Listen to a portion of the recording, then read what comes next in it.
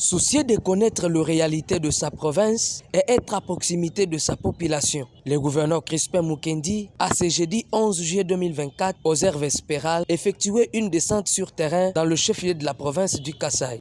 Il a cependant visité les deux grandes collines qui internent 4 communes de Tchikapa, notamment Dibumba 1 et 2 dans la colline de Dibumba, puis Mabondo et Mbumba à Kélé. L'autorité provinciale a entamé cette visite au grand marché moderne de la réconciliation situé dans la colline de Dibumba. Une joie pour le marchand de cette partie qui l'ont accueilli chaleureusement avec des chansons de soutien et d'amour inconditionnel à l'autorité provinciale. Sur place, le chef de l'exécutif provincial a fait la ronde du marché tout en échangeant avec le vendeuse, question pour lui de s'enquérir de réalité de ce marché. Après le marché de la réconciliation, maître Crispin Mukendi s'est rendu au péage de Milambu dans la colline de Kélé, toujours dans le but de connaître les difficultés qu'éprouvent les agents commis au poste de ce péage, mais également de l'évolution de leur travail. L'infatigable Crispin Mukendi Wabukasa a donné des orientations et conseils aux différents responsables de services sur place